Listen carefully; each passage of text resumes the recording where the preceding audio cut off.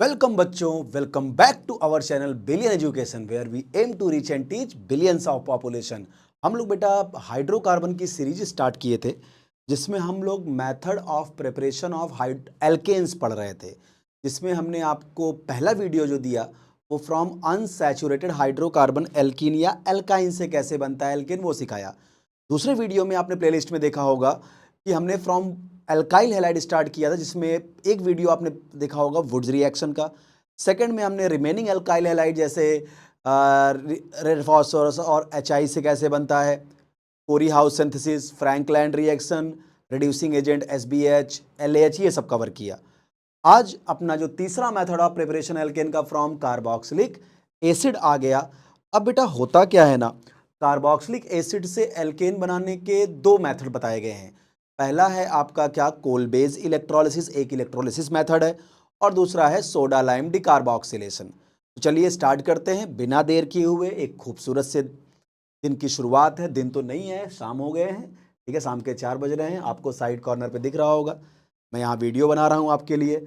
चलिए स्टार्ट करते हैं। इसमें दो मेथड है बेटा। कार्बोक्सिलिक एसिड से अगर मुझे एल्केन बनाना है, wow,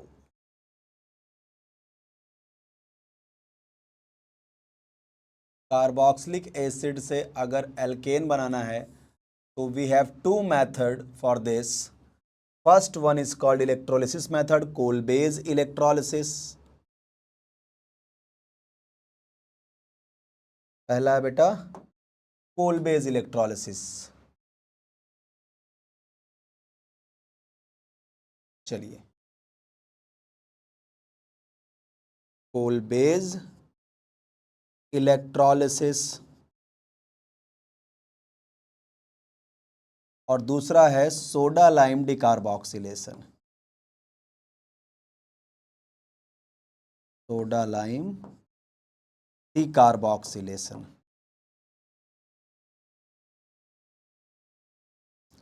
coal base electrolysis and soda lime decarboxylation. चलिए पहला स्टार्ट करते हैं, कोल बेस इलेक्ट्रोलिसिस।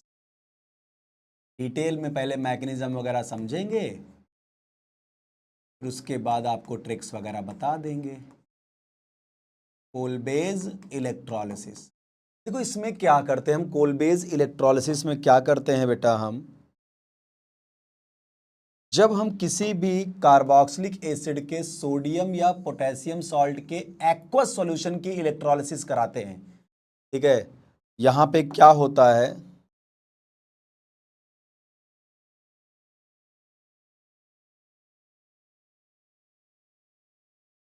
इलेक्ट्रोलिसिस ऑफ, इसकी कराते हैं हम electrolysis of aqueous solution of, aqueous solution of sodium और potassium salt of carboxylic acid, salt of carboxylic acid, carboxylic acid. हम किसी भी कार्बोक्सिलिक एसिड के मतलब उसके एक्वस सॉल्यूशन, सोडियम या potassium salt of carboxylic acid के एक्वस सॉल्यूशन की जब इलेक्ट्रोलिसिस कराते हैं carboxylic acid, alkanes are obtained, alkanes are obtained. But यहाँ पे एल्केन्स, एल्कीन्स, एल्काइंस सब बन सकते हैं, ठीक है, डिपेंड करेगा क्वेश्चन क्या है। तो यहाँ पे देखो, पहले आप एक जनरल इक्वेशन देखो, पहले नेट इक्वेशन देखो क्या होता है। नेट इक्वेशन क्या होता है कोल बेस इलेक्ट्रोलिसिस का, फिर डिटेल मैकेनिज्म बताता हूँ। नेट इक्वेशन क्या होता है, जैसे मान लीजिए मेरे पास है CH3COONA, ये है आपका सोडियम एसिटेट, एसिटिक एसिड का सोडियम सॉल्ट। इसके एक्वस सॉल्यूशन की जब हम इलेक्ट्रोलिसिस करते हैं, यहाँ पे लिख रहा हूँ कोल बेस इलेक्ट्रोलिसिस, तो हमें प्रोडक्ट क्या क्या मिलता है, हमें मिलता है इथेन, सब डिटेल बताऊंगा कैसे हुआ, साथ में CO2, साथ में हाइड्रोजन गैस मिलती है, साथ में सोडियम कार्बोनेट, बताऊंगा कैसे बना है ये, क्लियर। ध्यान रखेंगे जब आपने सोडियम एसीटेट के एक्वस सॉल्यूशन की इलेक्ट्रोलिसिस कराई तो ये जो आपके एल्केन और CO2 जो मिलते हैं ये आपको एनोड पे मिलते हैं। भाई इलेक्ट्रोलिसिस हो रहा है, दो इलेक्ट्रोड होंगे, कैथोड और एनोड। और ये जो हाइड्रोजन गैस है ये कैथोड पे डिलीवर होती है। ये भी पूछते हैं कि कौन सी चीज कहाँ बनती है, तो एल्केन और CO2 एनोड पे बनता है और हाइड्रोजन गैस कैथोड पे बनता है। और after the electrolysis solution becomes alkaline. कैसे, अब मैं इसकी डिटेल मैकेनिज्म बताता हूं। तो देखिए, अब इसकी आप मैकेनिज्म देखिए कैसे होता है। मैकेनिज्म देखिए जरा, अपन ने क्या लिया था, देखिए मैकेनिज्म ऑफ कोलबेज इलेक्ट्रोलिसिस। हमने लिया था सोडियम एसीटेट का एक्वा सॉल्यूशन। तो हमारे पास इलेक्ट्रोलाइट के नाम पे दो चीजें हैं। एक तो अपने पास है क्या, सोडियम एसीटेट है, और अपने पास क्या है, वाटर है। भाई एक्वा सॉल्यूशन तो वाटर भी होगा ना। अब ये देखो, ये तो सॉल्ट है, 100% डिसोसिएट होगा। तो ये इलेक्ट्रोलाइट का जो सॉल्यूशन, उसके अंदर कौन कौन से आयन मिलेंगे, एक तो ये एसीटेट आयन में टूटेगा, और आपका ये, और वाटर कैसे टूटेगा, 2H प्लस 2OH माइनस, कुछ ऐसा। क्लियर। अब इतने आयंस मौजूद है कहाँ पे, इलेक्ट्रोलाइट के सॉल्यूशन में। अब इलेक्ट्रोलिसिस में होता क्या है बेटा, दो इलेक्ट्रोड होते हैं, कैथोड और एनोड। कैथोड पे C से कैथोड, C से कैटायंस, तो कैथोड पे पहुंचते हैं कैटायंस। इलेक्ट्रोलिसिस में क्या होता है, जो इलेक्ट्रोलाइट के आयंस होते हैं वो अपने रिस्पेक्टिव इलेक्ट्रोड पे जाके खुद को डिस्चार्ज कर लेते हैं, न्यूट्रल बना लेते हैं, उसी को इलेक्ट्रोलिसिस बोलते हैं। डिकम्पोज हो जाते हैं, मतलब अपने पॉजिटिव या नेगेटिव चार्ज को वैनिश कर देते हैं, खत्म कर देते हैं। तो इलेक्ट्रोलिसिस में दो इलेक्ट्रोड होता है, एक बैटरी के नेगेटिव टर्मिनल जुड़ा होता है जिसको कैथोड बोलते हैं, एक बैटरी के पॉजिटिव टर्मिनल जुड़ा होता है जिसको हम एनोड बोलते हैं। ठीक है। कैथोड C से कैटायंस, तो कैथोड पे पहुंचते हैं कैटायंस। भाई इसका मतलब कैथोड निगेटिवली चार्ज है। देखो बात क्या है, कैटायंस कार्बन, जो कैटायंस पे चार्ज होता है पॉजिटिव, पॉजिटिव कहां जाएगा, निगेटिव प्लेट पे, तो कैथोड निगेटिवली चार्ज होगा, और एनोड यहां पे क्या होगा, पॉजिटिवली चार्ज होगा। तो यहां पे देखो क्या है, दो इलेक्ट्रोड होते हैं, देखो क्या होगा, एट कैथोड क्या होगा, ध्यान रखिए, C से कैथोड, C से कैटायंस। कैथोड वो इलेक्ट्रोड होता है जहां हमेशा और हमेशा रिडक्शन होता है, कैथोड हमेशा रिडक्शन होता है। अब कैथोड पे पहुंचते हैं कैटायंस। अब यहां कैटायंस कौन है, ये है और ये है। अब आप जब इलेक्ट्रोकेमिस्ट्री पढ़ोगे तो आपको पता चलेगा कि हाइड्रोजन आयन का रिडक्शन पोटेंशियल Na+ से ज्यादा होता है, SRP स्टैंडर्ड रिडक्शन पोटेंशियल। इसका मतलब इन दोनों में जिसका डिस्चार्ज पोटेंशियल ज्यादा होगा वो डिस्चार्ज होगा। तो यहां पे क्या होगा, H+ का रिडक्शन पोटेंशियल Na+, पहुंचेंगे दोनों कैथोड पे, ये भी पहुंचेगा निगेटिवली चार्ज इलेक्ट्रोड पे डिस्चार्ज होने, और H+ ही पहुंचेगा, बट जीत उसकी होगी जिसका रिडक्शन पोटेंशियल ज्यादा होता है, जिसका रिडक्शन पोटेंशियल क्या होगा, ज्यादा है, क्योंकि कैथोड पे होता है रिडक्शन। तो हाइड्रोजन का रिडक्शन पोटेंशियल Na+ से ज्यादा होता है, इसलिए डिस्चार्ज कौन होगा, आपका हाइड्रोजन डिस्चार्ज होगा। क्लियर। अगर हम प्लैटिनम इलेक्ट्रोड वगैरह लेके बैठे हैं तो इनर्ट इलेक्ट्रोड, तो क्या होगा कैथोड पे, 2H+ by gaining 2 electron converted into hydrogen gas. ये देखिए रिडक्शन हो गया, तो कैथोड पे अपने को हाइड्रोजन गैस मिली। अब एट एनोड क्या होगा, देखो एट एनोड, एट एनोड क्या होगा, देखो एनोड वो इलेक्ट्रोड होता है जहां ऑक्सीडेशन होता है, ध्यान रखेंगे एनोड पे ऑक्सीडेशन। और एनोड पे पहुंचते हैं एनायंस, ऐसे एनोड ऐसे एनायंस। अब दो दो एनायंस हैं तो इसका ऑक्सीडेशन पोटेंशियल ज्यादा होता है, तो ये पहुंचेगा, देखो किस तरह से रिएक्शन होगी।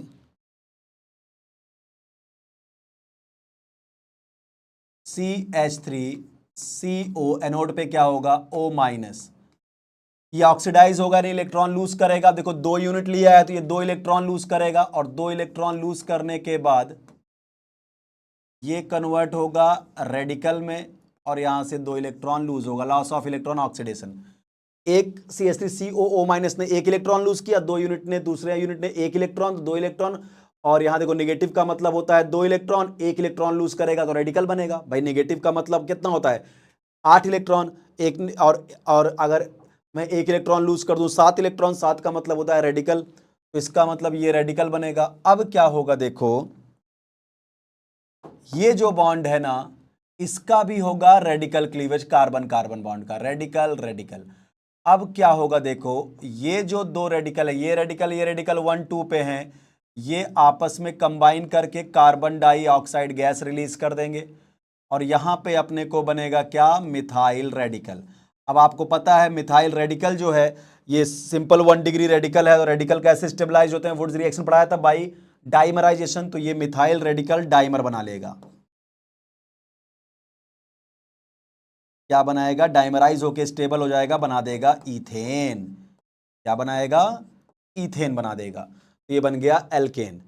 ठीक है, तो आपको एनोड पे दो चीजें मिली, कार्बन डाइऑक्साइड और एल्केन एनोड पे मिला, और हाइड्रोजन देखो कैथोड पे मिला। तो इस बात को मैं यहां लिख देता हूं नोट पॉइंट में, in Kolbe's electrolysis, very important point, Kolbe's electrolysis को के से लिख रहा हूं, एल्केन्स, याद भी रखेंगे आप इसको, alkanes and carbon dioxide formed at anode, ये बेटा एनोड पे बनते हैं, एल्केन और CO2 एनोड पे रिलीज हो रही है। ठीक है,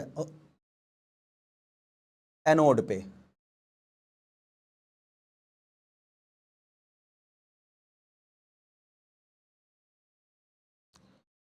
एट एनोड। ठीक है, एल्केन और CO2 एनोड पे रिलीज हो रहा है, ये पहला पॉइंट।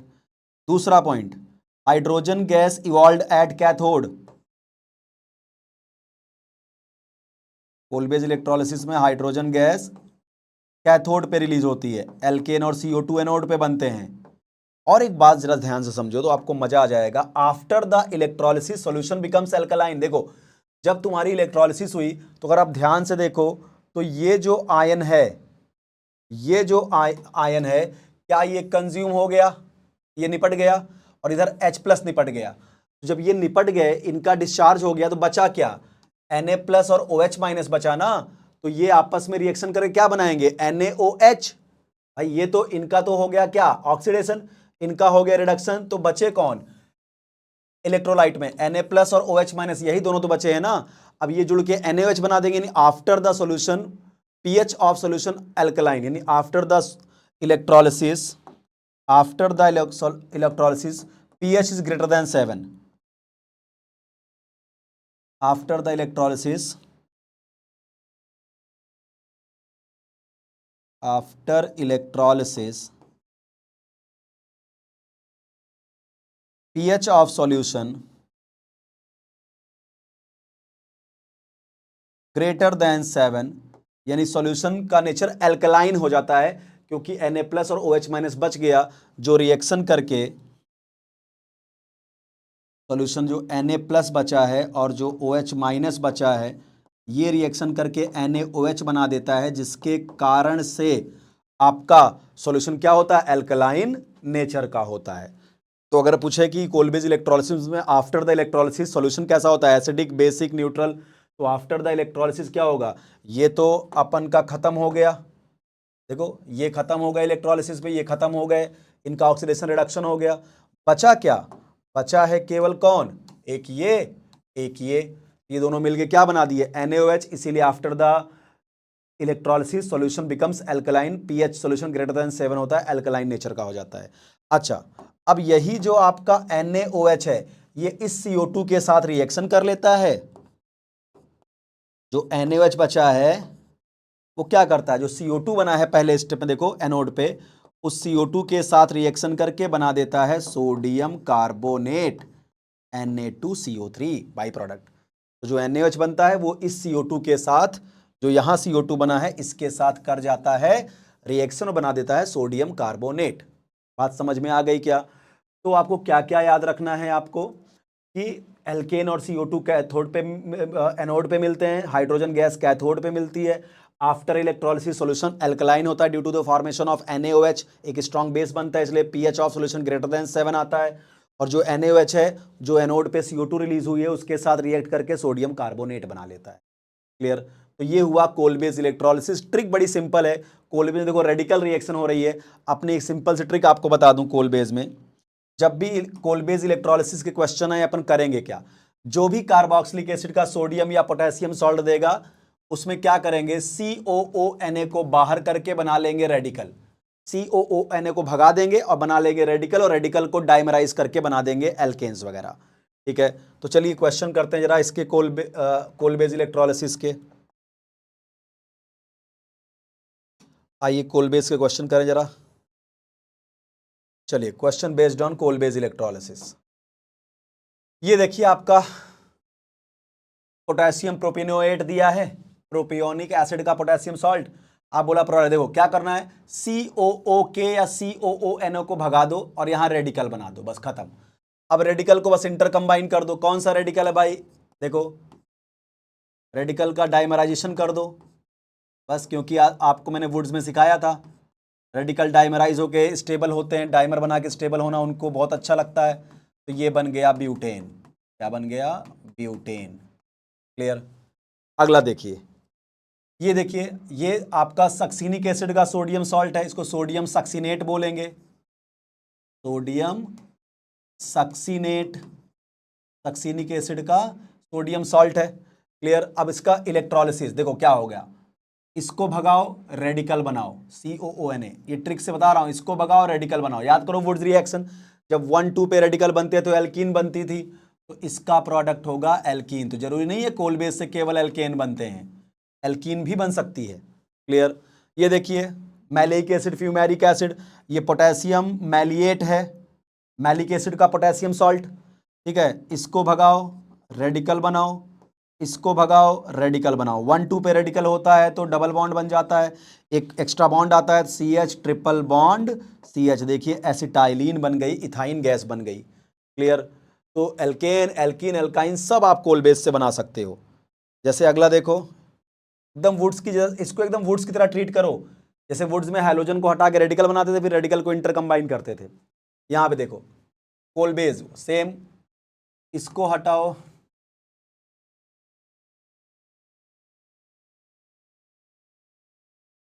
इसको हटाओ रेडिकल बनाओ, इसको हटाओ रेडिकल बनाओ।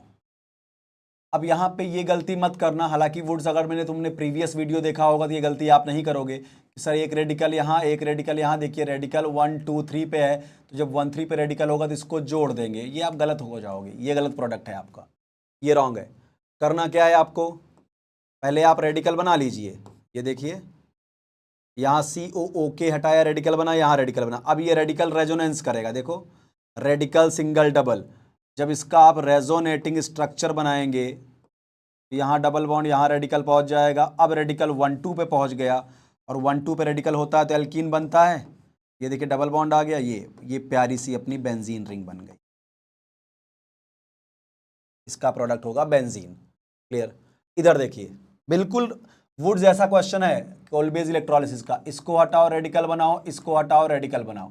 अब रेडिकल 1, 2 पे है तो एल्कीन बन जाएगा, बनेगा प्रोडक्ट ये। बट ये प्रोडक्ट जो है आपको पता है ये एंटी एरोमेटिक है, एंटी एरोमेटिक, और एंटी एरोमेटिक ऑर्गेनिक में सबसे अनस्टेबल कंपाउंड होते हैं, ये हाईली अनस्टेबल होते हैं, हाईली अनस्टेबल होते हैं। तो इसका मतलब ये इसका माइनर प्रोडक्ट काउंट होगा, ये मेजर नहीं होगा। तो राइट क्या होगा, राइट ये होगा भाई, एंटी एरोमेटिक हाईली अनस्टेबल हैं, तो हम क्या करेंगे, इसका डाइमराइजेशन करा के कुछ ऐसा प्रोडक्ट बना ले जो स्टेबल हो। जैसे ये देखो, अब इसको हम इंटरकंबाइन कर दिए, डाइमराइज कर दिए। जब ये डाइमराइज हो जाएगा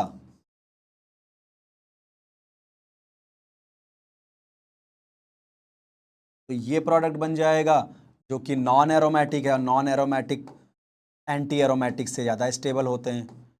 इसका मतलब ये वाला जो इसका जो ये प्रोडक्ट है, ये कोलबेज इलेक्ट्रोलिसिस का मेजर प्रोडक्ट काउंट होगा, ये सही प्रोडक्ट होगा। क्लियर। अगला नेक्स्ट देखिए क्वेश्चन कोलबेज पे,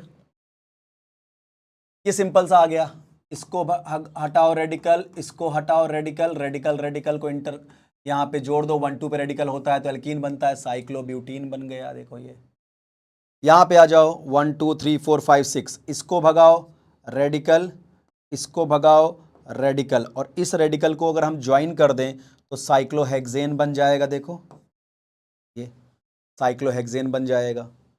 इधर देखो ये अच्छा क्वेश्चन है, इसको हटाया यहाँ से रेडिकल, इसको हटाया रेडिकल, इसको हटाया रेडिकल। देखो अगर मैं इस रेडिकल और इस रेडिकल को कंबाइन करूं, 1 2 3 4 5, 5 मेंबर की रिंग बनेगी, और इसको जोड़ूं 1 2 3 4 5 6, तो 6 मेंबर की रिंग बनेगी। यानी इसको इसके साथ कंबाइन करूं तो 6 मेंबर की रिंग।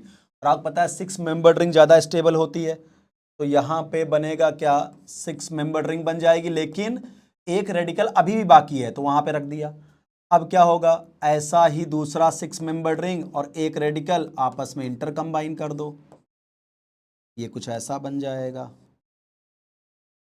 ये कंपाउंड बन गया, ऐसा कुछ हो गया। क्लियर। नेक्स्ट देखो,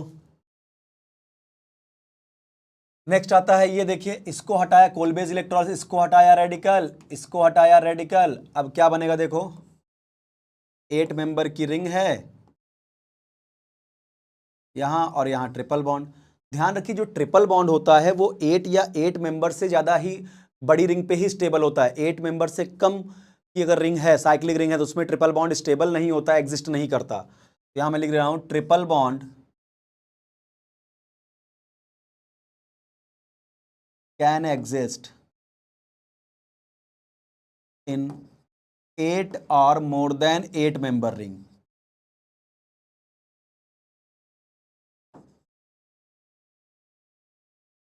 8 मेंबर्ड रिंग, इसीलिए ये जो प्रोडक्ट है ये स्टेबल प्रोडक्ट इसका होगा।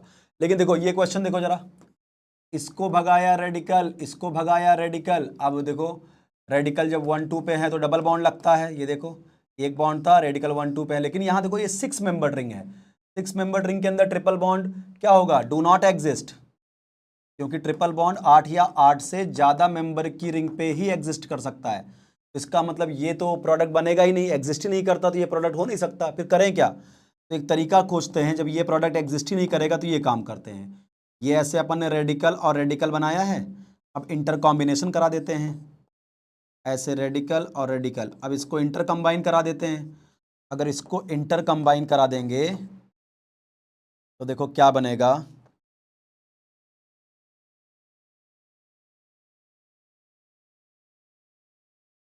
कुछ ये। अभी भी आप बोलोगे मुझे सर, अभी भी आप देखो ना, चलो एग्जिस्ट नहीं करता, तो ये तो अब 4 पाई इलेक्ट्रॉन के साथ ये तो एंटी एरोमेटिक बन गया सर। ये देखिए ये सिस्टम आप देखिए एंटी एरोमेटिक है, ये तो 4 पाई इलेक्ट्रॉन के साथ ये एंटी एरोमेटिक है।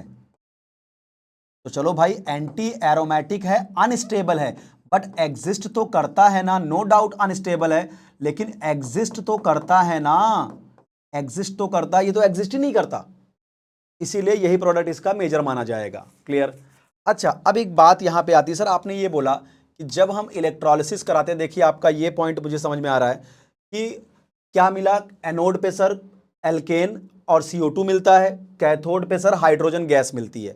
तो क्या ऐसा भी कुछ है क्या कि दोनों इलेक्ट्रोड पे हाइड्रोजन गैस मिल सकता है? बिल्कुल मिल सकता है। देखिए अगर आप फॉर्मिक एसिड के सोडियम या पोटेशियम सॉल्ट की इलेक्ट्रोलिसिस कराइए तो आपको दोनों इलेक्ट्रोड पे हाइड्रोजन ही मिलेगा। बड़ा प्यारा क्वेश्चन है ये देखिए अगर आपसे क्वेश्चन पूछ लिया सोडियम फॉर्मेट की कोलबेज इलेक्ट्रोलिसिस, अब आप खुद बताओ जब इसकी इलेक्ट्रोलिसिस आप कराओगे 2H2O तो आपको पता है यहां से टूटेगा क्या, HCOO minus plus Na plus, ये आएगा आयंस, और ये पानी 2H plus plus 2OH minus ऐसे टूटेगा। तो अब एट कैथोड क्या होगा देखो, कैथोड वो इलेक्ट्रोड जहां हमेशा और हमेशा रिडक्शन होता है, ये कभी गलत नहीं होगा, और सी से कैथोड, सी से कैटायंस, कैथोड पे कैटायंस पहुंचते हैं। अब इसमें और इसमें आपको पता है हाइड्रोजन का डिस्चार्ज पोटेंशियल ज्यादा है, तो रिडक्शन तो होगा हाइड्रोजन का। बोलो सर ये तो बिल्कुल सही चल रहा है। 2H plus by gaining 2 electron converted into hydrogen gas. चलो सर कैथोड पे तो हाइड्रोजन मिला, अब एट एनोड देखो, एट एनोड, एनोड वो इलेक्ट्रोड होता है जहां हमेशा और हमेशा ऑक्सीडेशन होता है। अब एनोड पे याद करिए ये पहुंचता है, तो मेरे पास क्या है, देखिए जैसा पिछला आपको अगर समझा होगा तो आप समझ जाओगे। अब ये यहाँ पे क्या होगा, ये 2 इलेक्ट्रॉन लूज करेगा क्योंकि 2 यूनिट है मेरे पास। तो जब ये 2 इलेक्ट्रॉन लूज करेगा तो अपने पास क्या बनेगा बताओ, HCOO रेडिकल ये बनेगा। अब याद करिए ये जो कार्बन कार्बन का बॉन्ड है, ये भी कार्बन हाइड्रोजन का बॉन्ड रेडिकल और रेडिकल में टूटेगा। तो ये जो C डबल बॉन्ड O है, और जब 1,2 पे रेडिकल होगा तो डबल बॉन्ड बनेगा, CO2 तो बन गया एल्केन, लेकिन क्या बना, 2 H रेडिकल क्रिएट हुए ना। अब H रेडिकल कैसे स्टेबल होगा, बाई डाइमराइजेशन। और जब यहाँ H रेडिकल बनेगा तो H और H डाइमराइज होके हाइड्रोजन गैस बनाएंगे ना। तो इसका मतलब अगर आपने फॉर्मिक एसिड का सोडियम या पोटेशियम सॉल्ट यूज किया तो आपको कैथोड पे भी हाइड्रोजन गैस मिलेगी, एनोड पे भी हाइड्रोजन गैस ही मिलेगी, एल्केन बन ही नहीं सकता यहां पे। ठीक है, तो इस एसिड की कोलबेज इलेक्ट्रोलिसिस से एल्केन नहीं बनेगा। कैथोड पे एनोड पे क्या मिला, हाइड्रोजन एंड CO2, एनोड पे मिला हाइड्रोजन गैस एंड CO2, और कैथोड पे मिला हाइड्रोजन गैस। बात समझ में आ रहा है क्या, क्लियर। हाँ, इसका मतलब एक बात फिक्स हो गई कि अगर आप एक कार्बन का कार्बोक्सिलिक एसिड ले रहे हैं तो हाइड्रोजन मिल रहा है, मीथेन नहीं बन रहा है। अब 2 कार्बन का कार्बोक्सिलिक एसिड लेंगे CH3COOH तो बनेगा इथेन, यानी आप कोलबेज इलेक्ट्रोलिसिस से मीथेन नहीं बना सकते। तो very important point, by Kolbe's electrolysis we can never prepared methane, we can never prepared methane. आप यहां से मीथेन नहीं बना सकते। सर कैसे, अरे भाई देखो, एक कार्बन का एसिड लिया, जब तुमने एक कार्बन के एसिड का तुमने सॉल्ट लिया तब हाइड्रोजन मिला। तुम अगर 2 कार्बन भी लोगे, समझो 2 कार्बन का सोडियम या पोटेशियम सॉल्ट लोगे, इलेक्ट्रोलिसिस कराओगे तो मिथाइल रेडिकल बनेगा, और ये जब डाइमराइज होगा तो इथेन बन जाएगा ना। यानी मीथेन तो आप बना ही नहीं सकते कोलबेज इलेक्ट्रोलिसिस से। आप सोडा लाइम से मीथेन बना लोगे, लेकिन कोलबेज इलेक्ट्रोलिसिस से आप मीथेन नहीं बना सकते। आई होप आपको कोलबेज इलेक्ट्रोलिसिस बहुत अच्छे से समझ में आया होगा। Move to next segment. अब हम बात करेंगे किसमें, सोडा लाइम डिकार्बोक्सिलेशन, जो सेकंड प्रोसेस है। यहां रेडिकल मैकेनिज्म चल रही है, अब वहां देखो एनायन मैकेनिज्म चलेगी। क्लियर, चलिए अब अगली मेथड हम लेते हैं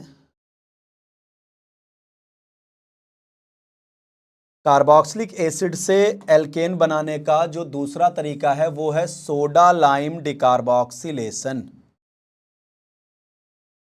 सेकंड है अपने पास, फ्रॉम कार्बोक्सिलिक एसिड ही चल रहा है, इसमें सेकंड है soda lime decarboxylation, soda lime decarboxylation, soda lime decarboxylation. पहले बड़ा सिंपल सा रिएक्शन समझ लीजिए आप इसको।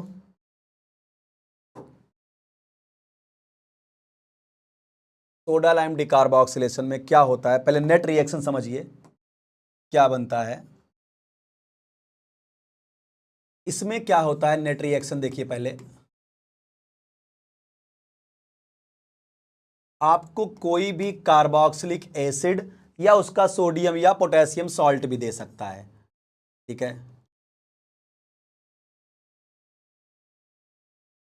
कोई भी कार्बोक्सिलिक एसिड या उसका सोडियम या पोटेशियम सॉल्ट भी दे सकता है। NaOH और CaO लिखा जाएगा सोडा लाइम।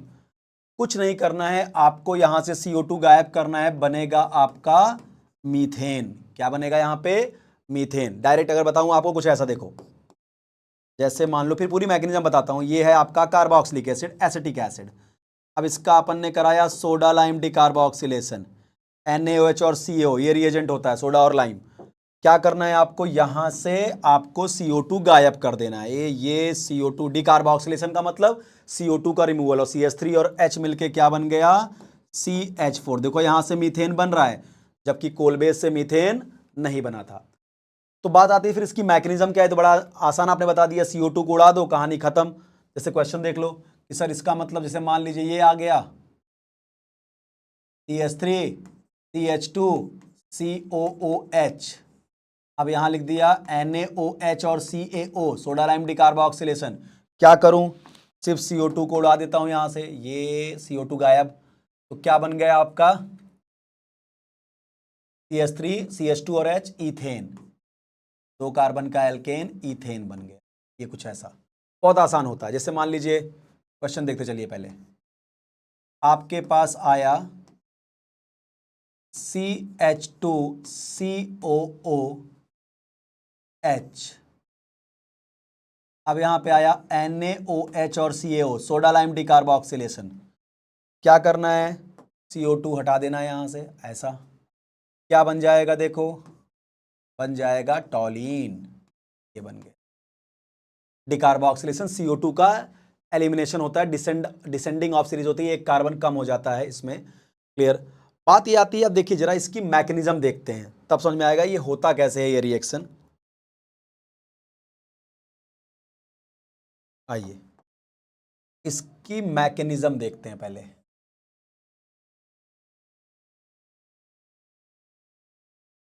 चलिए, mechanism of soda lime decarboxylation.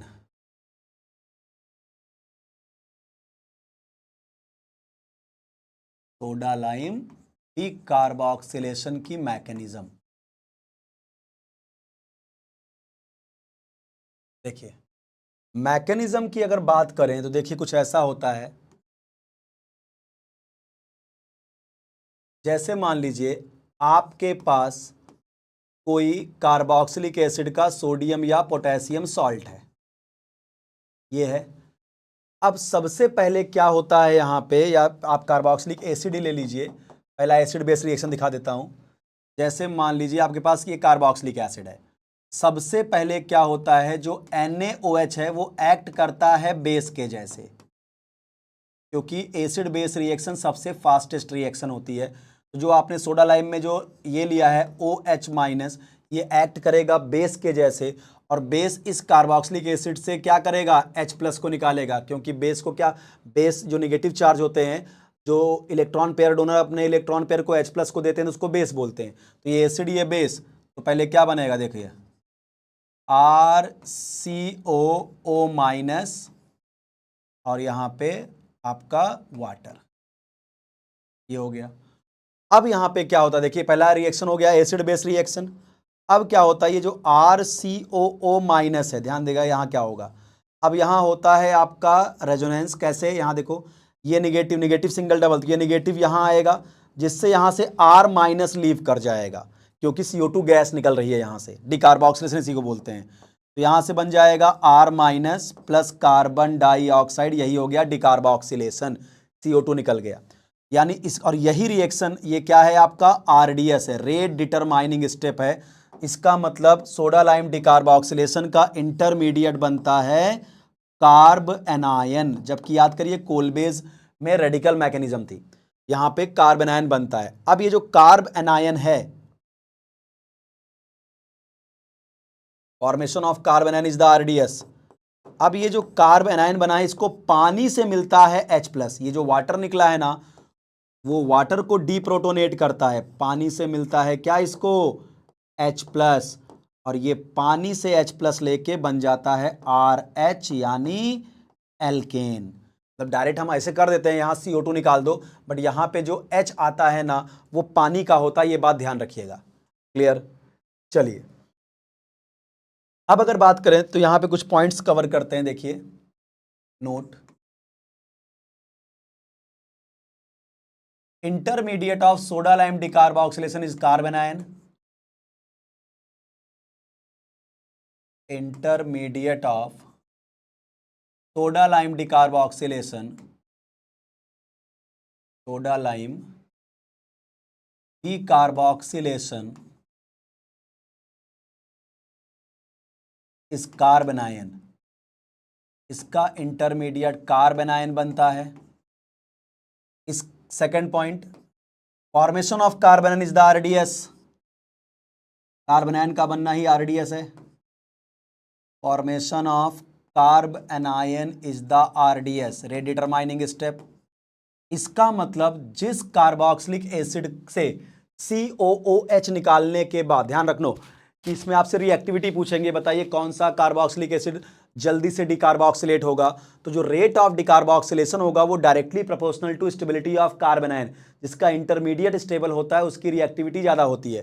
तो जिस कार्बोक्सिलिक एसिड से COOH हटाने के बाद जितना स्टेबल कार्बन आयन बनेगा वो कार्बोक्सिलिक एसिड उतनी जल्दी से डिकार्बोक्सिलेट हो जाएगी। यानी तीसरा point, rate of decarboxylation, very important, जो रेट ऑफ डिकार्बोक्सिलेशन है, rate of decarboxylation is directly proportional to stability of carbon ion, stability of carbanion, stability of carbanion। जैसे आइए कुछ क्वेश्चन कराते हैं। अच्छा एक बात समझो, यानी यहां पे क्वेश्चन करना बड़ा आसान होगा। देखो अगर कभी ऐसा क्वेश्चन आए यहां पे, यहां का ट्रिक सुनो।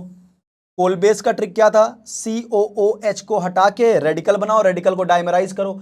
इसका क्वेश्चन बड़ा आसान, देखो जैसे मान लो आपको ये दे दिया, सुनो ये दे दिया मान लीजिए, और यहां लिख दिया NaOH और CaO प्रोडक्ट बताओ। तो यहां की ट्रिक क्या होगी, जब आपको सोडा लाइम दिखे इसको भगा के यहां माइनस दे दो कार्बन आयन, और इस माइनस को पानी का H+ मिलके ये बन जाएगा साइक्लोब्यूटेन, खत्म। ऐसा मतलब यहां पे कार्बन आयन बना के उसको H+ दे दो। जैसे मान लो आपको ये दे दिया COOH, अब यहां लिख दिया NaOH और CaO, बोला प्रोडक्ट बना दीजिए। कुछ नहीं करना है, सोडा लाइम डिकार्बोनिक का इसको हटाओ, यहां निगेटिव रखो, इस निगेटिव को पानी का H+ दे दो, कहानी खत्म, आइसोब्यूटेन। ऐसा जैसे मान लो आपको ऐसा दे दिया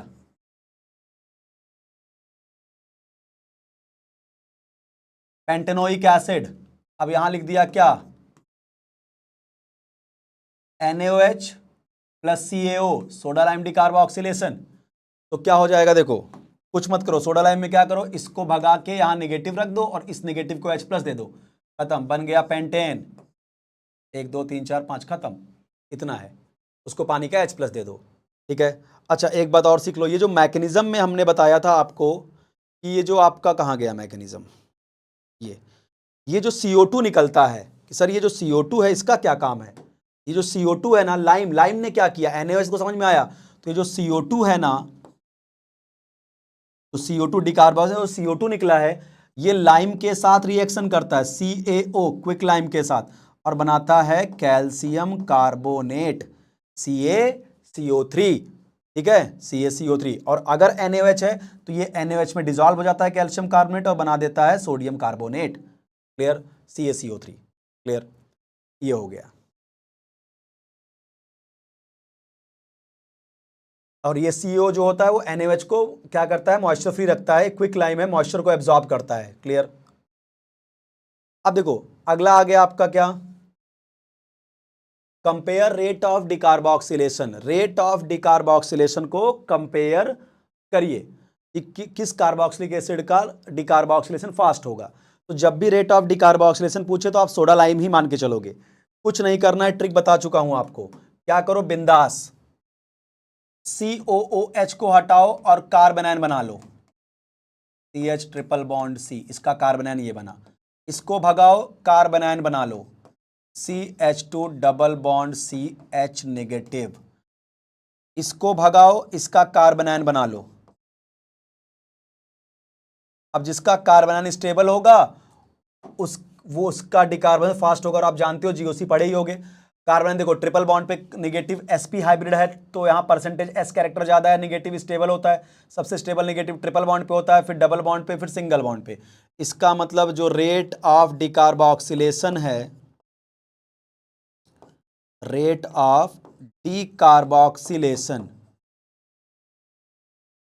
वो सबसे ज्यादा होगा A वाले एसिड का, फिर B, फिर C, ये होगा। इधर देखो, चलिए इसको भगाइए, यहां निगेटिव डाल दीजिए, इसको भगा दीजिए, यहां निगेटिव डाल दीजिए, इसको भगा दीजिए, यहां निगेटिव। अब कार्बन आयन की स्टेबिलिटी देखो तो क्या होगा, देखो अब ये 6 पाई इलेक्ट्रॉन है इस सिस्टम में, 6 पाई इलेक्ट्रॉन के साथ ये आपका एरोमेटिक है, खासकर क्वासी एरोमेटिक है। ये एरोमेटिक कंपाउंड, क्वासी एरोमेटिक किसे बोलते हैं, जहां चार्ज एरोमेटिसिटी का पार्ट होता है उसको क्वासी एरोमेटिक। जैसे मैं आपसे बोलूं, सुनो, ये एक आयन है, जरा थोड़ा समझ लो, ऐसा ऐसा, मैं जियोसिम सब बताऊंगा आपको। ये नेगेटिव है और एक ही ये नेगेटिव है। देखो दोनों कार्बन आयन है, दोनों आपका एरोमेटिक कंपाउंड। बेंजीन भी तो एरोमेटिक होता है, लेकिन अगर तुम इसके सर से नेगेटिव हटा दोगे तो ये फिर एरोमेटिक नहीं रह जाएगा, क्योंकि तब इसके पास 6 पाई इलेक्ट्रॉन ही नहीं होंगे। तो अगर चार्ज के कारण कोई कंपाउंड एरोमेटिक हो रहा है तो उसको क्वाजी एरोमेटिक, और quasi aromatic normal aromatic compound से ज्यादा स्टेबल होते हैं। तो अगर कोई पूछे इन दोनों कार्बन आयन में कौन ज्यादा स्टेबल है, तो ये ज्यादा स्टेबल है। ये नहीं है कि यहां मत देखो तुम, negative single double, double single double, double single, sir बहुत ज्यादा रेजोनेंस हो रहा है, सर यहां रेजोनेंस कम है। बेटा ये क्वासी एरोमेटिक है, जहां पे चार्ज अगर एरोमेटिसिटी का पार्ट बन जाता है तो चार्ज को मोक्ष मिल जाता है। जो चीज एरोमेटिक हो गई यानी वो एकदम से नेगेटिव गायब हो गया, बहुत स्टेबल हो गया कंपाउंड। तो अगर चार्ज एरोमेटिसिटी का पार्ट है तो ऐसे कंपाउंड को क्वाजी एरोमेटिक बोलते हैं। देखो यहां भी बेंजीन एरोमेटिक है, लेकिन इसके नेगेटिव के रहने ना रहने से बेंजीन तब भी एरोमेटिक रहेगा। लेकिन अगर मैं इसका नेगेटिव यहां से हटा दूं, अगर इसका नेगेटिव मैं यहां से हटा दूं, तो अब ये नॉन एरोमेटिक बन गया। इसका मतलब ये नेगेटिव ही था जो इसको एरोमेटिक बना के रखा था, तो यहां चार्ज एरोमेटिसिटी का पार्ट था। ऐसे ही कंपाउंड को क्वाजी एरोमेटिक बोलते हैं, और quasi aromatic normal aromatic compound से ज्यादा स्टेबल होते हैं। क्लियर? तो अब जरा देखो यहां पे, तो ये एरोमेटिक है, ये नॉन एरोमेटिक है, और ये भी नॉन एरोमेटिक है। ठीक है, तो एरोमेटिक तो सबसे स्टेबल कार्बन आयन होगा। अब नॉन एरोमेटिक में देखो, निगेटिव सिंगल डबल, इसको हल्का सा रेजोनेंस का सपोर्ट है, निगेटिव सिंगल डबल, बट जबकि यहां पे नो रेजोनेंस, तो रेजोनेंस वगैरह से तो चार्ज स्टेबल होते हैं। तो सबसे स्टेबल कार्बन आयन एरोमेटिक होगा।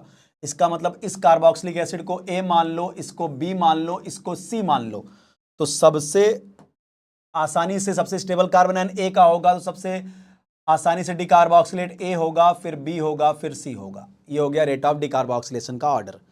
इधर देखो, इसको भगाओ नेगेटिव, इसको भगाओ नेगेटिव, तो यहां देखो ये जो कार्बन आयन बनेगा ये 4 पाई इलेक्ट्रॉन रखेगा, और 4 पाई इलेक्ट्रॉन है, इसका मतलब ये एंटी एरोमेटिक है। ये एंटी एरोमेटिक, और ऑर्गेनिक में एंटी एरोमेटिक हाईली अनस्टेबल होते हैं। और इसका अगर आप बनाओगे कार्बन आयन COH हटाने के बाद, तो ये नॉन एरोमेटिक है, और नॉन एरोमेटिक एंटी एरोमेटिक से ज़्यादा स्टेबल होते हैं। सबसे स्टेबल एरोमेटिक, फिर नॉन एरोमेटिक, फिर एंटी एरोमेटिक। इसका मतलब स्टेबल कार्बन आयन ये ए एसिड मान लो, ये बी, तो बी वाले का कार्बन आयन स्टेबल है, तो जो रेट ऑफ डिकार्बोक्सिलेशन होगा वो बी का ज़्यादा होगा ए से। बड़ा सिंपल है कि COOH को हटाओ, नेगेटिव बनाओ, कार्बन आयन बनाओ, जिसका कार्बन आयन स्टेबल उसका रेट ऑफ डिकार्बोक्सिलेशन फास्ट होता है। बेटा क्लियर? अगला देखो, नेक्स्ट आपको ये ABC 3 कार्बोक्सिलिक एसिड दिए हैं, इनका रेट ऑफ डिकार्बोक्सिलेशन पूछ रहा है। चलो भाई, पहले इनको हटाओ, नेगेटिव बनाओ, इनको भगाओ, नेगेटिव बनाओ कार्बन आयन, इनको भगाओ, नेगेटिव बनाओ, सबका कार्बन आयन बन गया। अगर आप ध्यान से देखो, सबका कार्बन आयन बेंजीन में तो रेजोनेंस कर रहा है, जिसकी वजह से स्टेबल है। जिसका नेगेटिव हो, कार्बन आयन स्टेबल कब होगा? जब कार्बन पे नेगेटिव मिनिमाइज हो जाए। भाई कोई भी चार्ज स्पीसीज कब स्टेबल होती है? चार्ज का मतलब केमिस्ट्री में होता है दुख, किसी के ऊपर चार्ज है यानी वो दुखी है, और दुखी आदमी कभी स्टेबल नहीं होता। तो दुख को कम कर दो, चीजें स्टेबल हो जाएंगी। ठीक है, दुख कम हो सकता है, दुख खत्म नहीं हो सकता। बेटा क्लियर? तो नेगेटिव, नेगेटिव और नेगेटिव, भाई दुख कम होते हैं ना, खत्म कहां होते हैं यार। क्लियर? तो सब पे नेगेटिव है, जिसका नेगेटिव सबसे कम होगा वो कार्बन आयन सबसे ज्यादा स्टेबल होगा। तो सर इसका भी नेगेटिव में नेगेटिव बेंजीन में रेजोनेंस कर रहा है, इसका भी नेगेटिव बेंजीन में रेजोनेंस कर रहा है, इसका भी नेगेटिव बेंजीन में रेजोनेंस कर रहा है, यानी वहां से तीनों जगह नेगेटिव बराबर कम हो गए। अब देखो NO2 पैरा पे -M से इलेक्ट्रॉन खींचेगा, नेगेटिव बहुत कम कर देगा। OH+M से इलेक्ट्रॉन डोनेट करेगा तो नेगेटिव और बढ़ जाएगा, कार्बन अनस्टेबल। और CH3+ हाइपर कॉन्जुगेशन से इलेक्ट्रॉन देगा तो यहां भी नेगेटिव बनेगा। अब मीजोमेरिक और हाइपर कॉन्जुगेशन में मीजोमेरिक स्ट्रॉन्ग इफेक्ट है, तो जो नेगेटिव को ज्यादा बढ़ाएगा इलेक्ट्रॉन देके। हाइपर कॉन्जुगेशन भी दे रहा है बट उतना नहीं देगा जितना मीजोमेरिक से दिया जाएगा, इसलिए सबसे, और यहां नेगेटिव बहुत कम हो रहा है -M, तो सबसे स्टेबल कार्बन आयन ए का होगा, उसके बाद सी होगा, फिर बी होगा, क्योंकि मीजोमेरिक हाइपर कॉन्जुगेशन से स्ट्रॉन्ग इफेक्ट है, तो जब ज्यादा इलेक्ट्रॉन डोनेट करेगा नेगेटिव ज्यादा बढ़ जाएगा। तो रेट ऑफ डिकार्बोक्सिलेशन का ये ऑर्डर होगा। इधर आ जाइए, इसको भगाइए, नेगेटिव बनाइए, इसको भगाइए, नेगेटिव बनाइए। देखिए जब बेंजीन पे ही पॉजिटिव या नेगेटिव चार्ज क्रिएट होता है तो वहां पे रेजोनेंस नहीं होता, ये ध्यान रखेंगे। जब बेंजीन पे ही निगेटिव आ जाता है, बेंजीन के अगले कार्बन पे निगेटिव, तो देखो निगेटिव सिंगल डबल रेजोनेंस हो रहा था, लेकिन जब बेंजीन पे ही आपका निगेटिव चार्ज आता है तो रेजोनेंस नहीं होता, जो भी ग्रुप लगते हैं उनका केवल इंडक्टिव कंसीडर होता है। NO2 लगा है, यहां CH3 लगा है, अब NO2 माइनस आई से क्या करेगा, इलेक्ट्रॉन खींचेगा, इलेक्ट्रॉन खींचेगा, निगेटिव कम हो जाएगा, और ये प्लस आई से इलेक्ट्रॉन डोनेट करेगा तो और निगेटिव बढ़ा देगा, तो ये कार्बन आयन हाईली अनस्टेबल हो जाएगा। इसका मतलब रेट ऑफ डिकार्बोक्सिलेशन A का ज्यादा होगा B से। आई होप आपको समझ में आया हो कि कैसे सोडा लाइम के क्वेश्चंस आते हैं। आपको कुछ कार्बोक्सिलिक एसिड दिए जाएंगे और आपसे पूछेगा कंपेयर रेट ऑफ डिकार्बोक्सिलेशन, तो आपको CH को हटा के कार्बन आयन बनाना है, जो कार्बन आयन स्टेबल होगा वही रेट ऑफ डिकार्बोक्सिलेशन फास्ट होगा। क्लियर? चलिए अगला एक टाइप क्वेश्चन देखो क्या होता है। अगले टाइप का क्वेश्चन देखिए,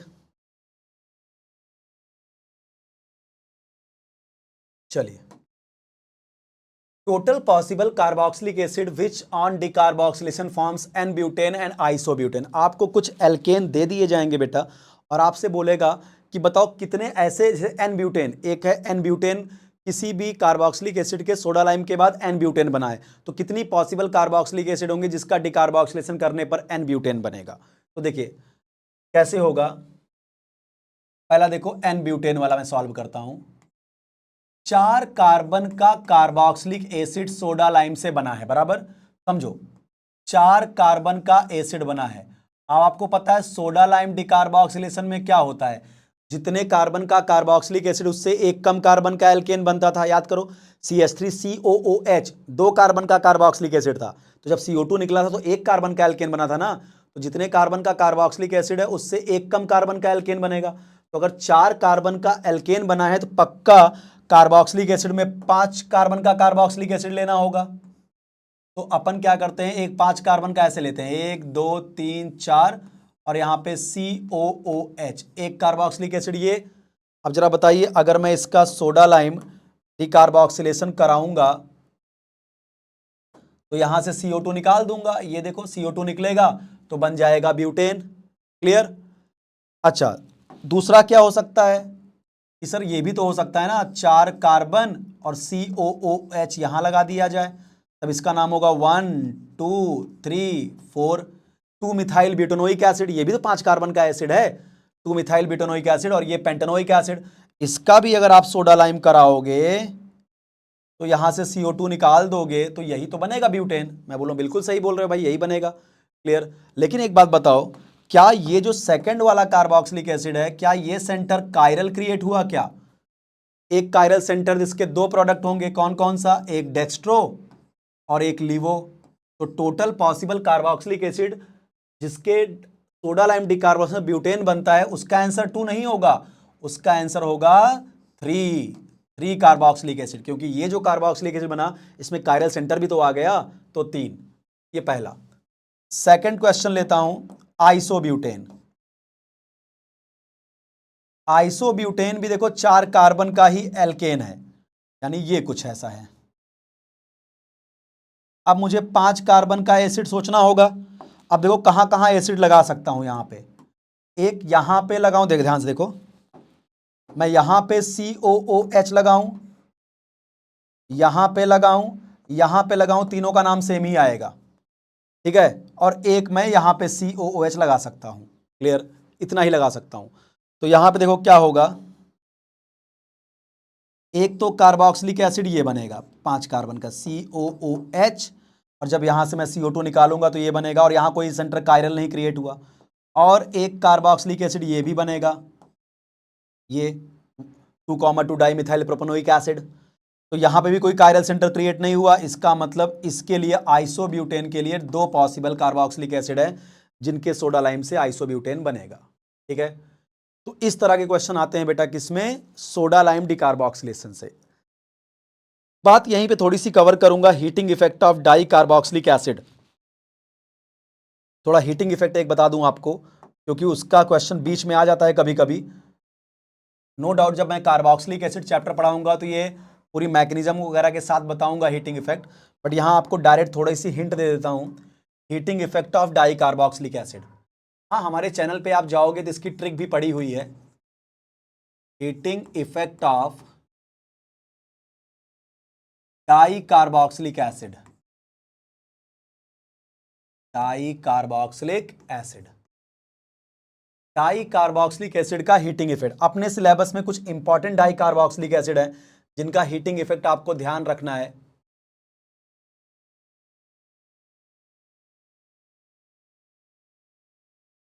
heating effect of di carboxylic acid ध्यान रखेंगे। वो जो डाई कार्बोक्सिलिक एसिड हैं उनको याद करने का सबसे पहला ट्रिक समझो, जो अपने को याद रखना है वो है ओम्स गैप। ओम्स गैप, ये पहले नाम याद रखने का तरीका सुनो, ओम्स गैप। ओ का मतलब होता है oxalic acid, di carboxylic acid का नाम, फिर स्ट्रक्चर ही बताता हूं मैं आपको, ऑक्सैलिक एसिड। एम का मतलब malonic acid, malonic acid. S का मतलब सक्सीनिक एसिड, सक्सीनिक एसिड। जी का मतलब ग्लूटैरिक एसिड, ग्लूटैरिक एसिड। ए का मतलब एडपिक एसिड, एडपिक एसिड। और पी का मतलब पिमेलिक एसिड, पिमेलिक एसिड। ये आपके इंपॉर्टेंट डाई कार्बोक्सिलिक एसिड होते हैं। अगर मैं आपसे बोलूं कि इनका स्ट्रक्चर कैसे बनेगा, तो ये देखिए, नाम में इधर बता दिया। आप एक बेसिक याद रखिए, CH2 सब आपके NCOOH और COOH, क्लियर। ये इनका पार्ट है। चलिए पहले इसको इधर लिख देता हूं।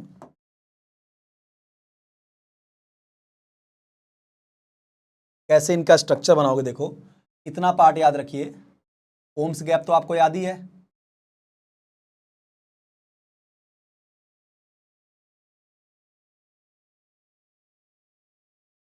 Ohms gap, clear. स्ट्रक्चर बनाने के लिए याद रखिए डाई कार्बोक्सिलिक का CH2 होल N COOH और COOH, ये है। अब यहां N की वैल्यू याद करना बेहद आसान है। अगर आपने ओम्स गैप याद कर लिया तो N देखो बड़ी आसानी से याद हो जाएगा। N का मतलब कितने CH2 की यूनिट है, N इक्वल टू 0 1 2 3 4 और 5। इसका मतलब देखो, अगर मैं और यहां पे याद कर लो हीटिंग इफेक्ट बता रहा हूं, तो सिंपल सा ट्रिक सुनो। शुरू के दो को अगर हीट करोगे तो आपको CO2 बाहर निकालना है, अगले दो को हीट करोगे तो आपको वाटर बाहर निकालना है, और अगले दो को हीट करोगे तो CO2 भी निकालना है और वाटर भी निकालना है हीटिंग इफेक्ट के बाद। बस ये पहले याद रखो, शुरू के दो को हीट करने पर CO2, अगले दो को वाटर, अगले दो को CO2 वाटर दोनों निकाल देना है, क्लियर। तो अब देखो स्ट्रक्चर कैसे बनेंगे। ऑक्सैलिक में देखो CH2 की यूनिट 0 है, तो ऑक्सैलिक का स्ट्रक्चर ये होगा COOH COOH, ये ऑक्सैलिक हो गया। मैलोनिक CH2 की एक यूनिट है, तो मैलोनिक का स्ट्रक्चर ये हो जाएगा, ये मैलोनिक हो गया, ठीक है। सक्सीनिक, दो CH2 हैं तो ऐसे बना सकता हूं,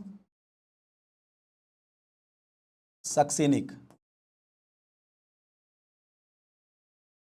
3 CH2 लगा दोगे तो ग्लूटैरिक,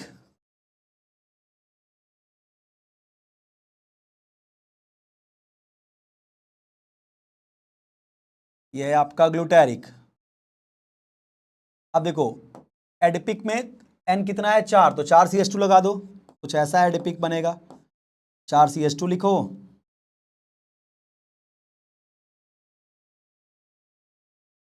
ये देखो ये है आपका एडिपिक एसिड,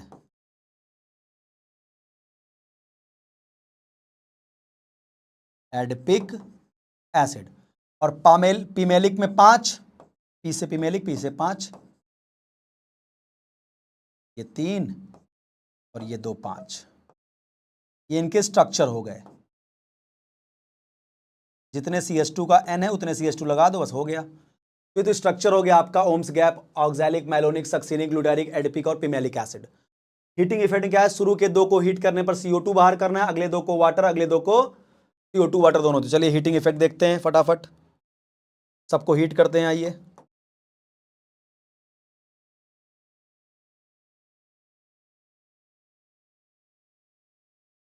चलिए ऑक्सैलिक की पहले हीटिंग देखते हैं। पहला देखिए, ऑक्सैलिक एसिड के सामने बस हीटिंग का सिंबल दे देगा बस। शुरू के दो को हीट करने पर CO2, ऑक्सैलिक और मैलोनिक को हीट करने पर CO2, ये है ऑक्सैलिक। बस आगे हीटिंग का सिंबल दिया रहेगा। तो क्या होगा देखो, शुरू के दो को हीट करने पर क्या निकालना है, CO2। यहां से एक CO2 बाहर कर दो, एक ही निकालना, दोनों मत निकाल देना। CO2, तो एक CO2 बाहर हो जाएगा। यहां से क्या बन जाएगा, क्या बचा देखो, HCOOH, फॉर्मिक एसिड। तो ऑक्सैलिक एसिड को हीट करने पर फॉर्मिक एसिड बनता है। क्लियर। Second, malonic acid. क्या मैलोनिक का स्ट्रक्चर ये था, शुरू के दो को हीट करने पर CO2 निकालना था। मैलोनिक में दो COH के बीच में एक CH2 था, ये था मैलोनिक, मैलोनिक एसिड। इसको इसके सामने हीटिंग का सिंबल दिया रहेगा, यहां से CO2 बाहर कर दीजिए, कोई भी एक CO2 बाहर कर दीजिए। क्या बच जाएगा, CH2 और H, CH3 हो जाएगा, और COOH, CH3COOH, एसिटिक एसिड बनेगा मैलोनिक को हीट करने पर। CH2 और H, यहाँ जो CH2 है और ये HCH3 और COH, तो शुरू के दो को हीट करने पर क्या निकाला मैंने, CO2। OM, ओम को हीट कर दिया। अब आता है क्या, सक्सीनिक, दो CH2 ना। अब सक्सीनिक और क्या लेंगे, ओम्स गैप है ना, तो आ गया ओम्स, फिर ग्लूटैरिक लेंगे। ये ले लिया अपन ने सक्सीनिक, मान लो, दोनों को लिख लेता हूं एक साथ। सक्सीनिक, शुरू के दो को हीट करने पर CO2, अगले दो को हीट करने पर वाटर।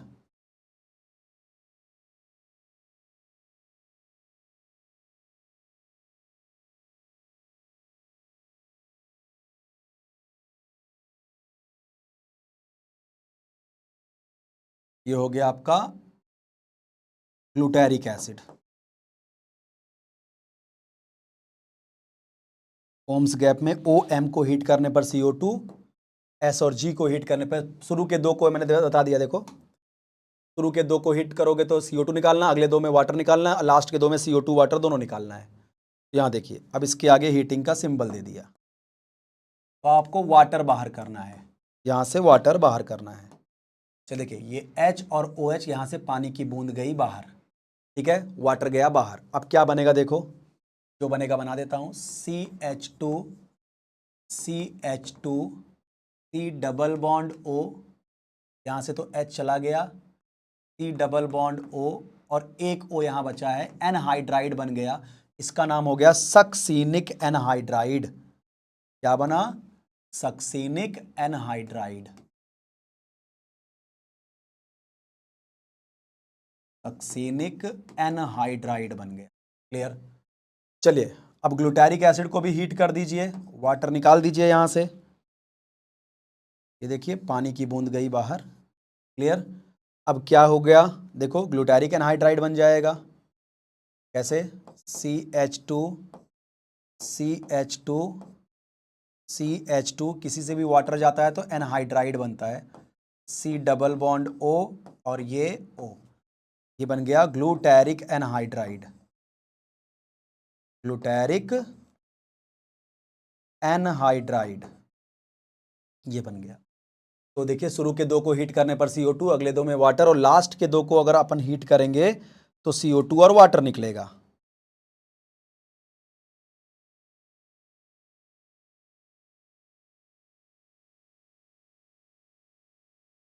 पांचवा क्या था,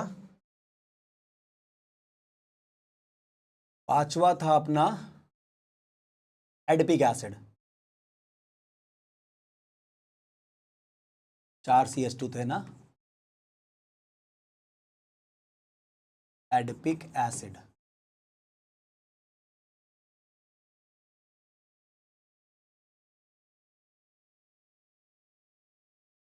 अब इसको हीट करेंगे, हीटिंग, तो क्या होगा, एक CO2 निकालना है और एक वाटर निकालना है। देखो, एक अपन ने निकाल दिया यहां से CO2, ये, और एक निकाल दिया यहां से, देखो क्या, मान लो वाटर। H2O, ठीक है, एक CO2 निकल गया, एक वाटर निकल गया, तो यहां से क्या बचा देखो, मैं लिख रहा हूं देखो, CH2, yes, CH2, yes, CH2, yes, CH2, yes, और C डबल बॉन्ड O, बन गया साइक्लोपेंटेनोन, 5 कार्बन का कीटोन बन गया। तो जब आप एडपिक एसिड को हीट करते हो तो साइक्लोपेंटेनोन मिलता है, एक CO2 निकल गया, एक वाटर निकल गया, बन गया साइक्लोपेंटेनोन, साइक्लोपेंटेनोन। CO2 भी निकाल दिया, यहां से 2 चीजें बाहर गई, एक CO2 भी निकाला और एक वाटर भी निकाला हीट करने के बाद। अगला देखिए 6 नंबर पे पिमेलिक एसिड, 5CH2,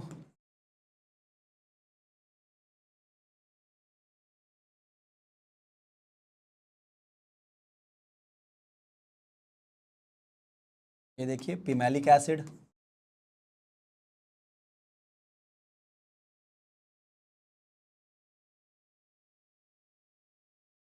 इसके सामने हीटिंग का साइन, क्या क्या निकालूंगा देखो, एक तो अपना CO2 जाएगा ये, और एक अपना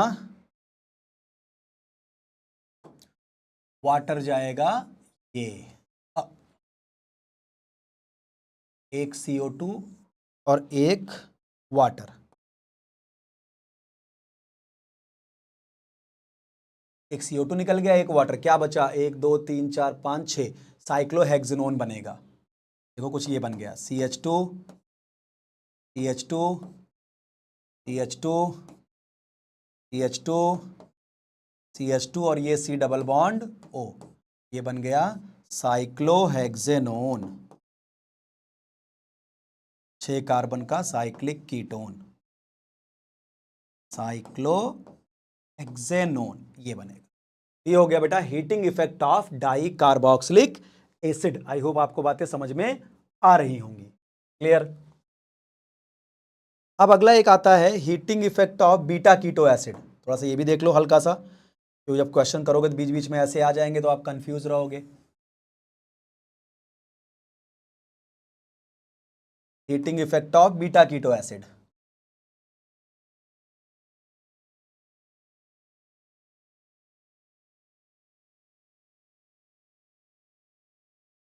बीटा कीटो एसिड, इन सब की मैकेनिज्म जब मैं कार्बोक्सिलिक एसिड चैप्टर पढ़ाऊंगा तब आपको डिटेल में बताऊंगा कि कैसे होता है। अभी आप डायरेक्ट बस सीख लीजिए, बस क्वेश्चन जिससे बन जाए आपके।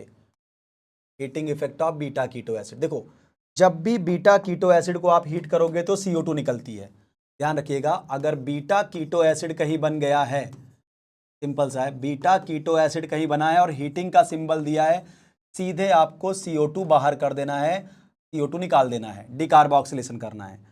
कैसे देखिए, एग्जांपल देखिए, जैसे मान लीजिए आपके सामने ये क्वेश्चन आ गया, CH3, CO, CH2, COOH। अब इसके सामने, इस कंपाउंड के सामने केवल हीटिंग का सिंबल दिया है, तो आप सोच रहे हैं यार ये कौन सी रिएक्शन है, कौन सी रिएक्शन। देखो प्रिंसिपल फंक्शनल ग्रुप क्या है, कार्बोक्सिलिक, तो मेन फंक्शनल ग्रुप है कार्बोक्सिलिक, तो मेन फंक्शनल ग्रुप जुड़ा कार्बन अल्फा कार्बन, अल्फा से जुड़ा हुआ कार्बन बीटा कार्बन, तो क्या बीटा पे कीटो है, बीटा कीटो एसिड है, तो बस हीट दिया है, तुरंत यहां से बस CO2 गायब कर दो बस, और जो बन रहा है उसको लिख दो, CH3, CO और CH2 और H मिलके CH3 बन गया एसीटोन। तो बीटा कीटो एसिड को हीट करने पर CO2 निकलता है। जैसे अगला एग्जांपल देखो, आपसे ऐसा दे दिया, मान लीजिए ये आया, और यहां पे दे दिया COOH, और यहां पे दे दिया हीटिंग। अब देखो क्या ये बीटा कीटो एसिड बन गया क्या, देखो कार्बोक्सिलिक एसिड से जुड़ा हुआ कार्बन अल्फा, अल्फा से जुड़ा हुआ कार्बन बीटा, बीटा पे कीटो है और हीटिंग दिया है, बस यहां से CO2 गायब करो, CO2 गायब कर दो, बन गया साइक्लोहेक्सेनोन। तो जब भी बीटा कीटो एसिड का हीटिंग देगा तो आपको CO2 गायब कर देना है बस। जैसे मान लीजिए ऐसा क्वेश्चन आ गया,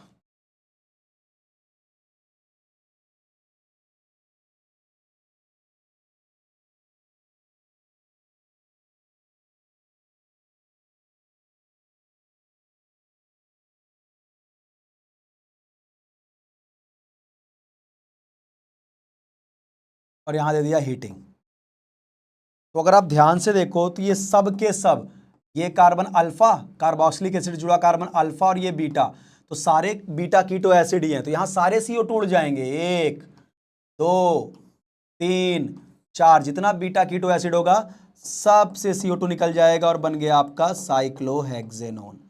अगर आपके सामने बीटा कीटो एसिड बन जाए तो तुरंत उसको हीट करने पर आपको सारे CO2 को निकाल देना है। सिर्फ बीटा पे जो होगा उसके रिस्पेक्ट में ही निकलेगा। क्लियर? जैसे मान लो मैं ऐसे बोलूं, एक और देख लो लास्ट, मान लो मैं ऐसा बोल दिया,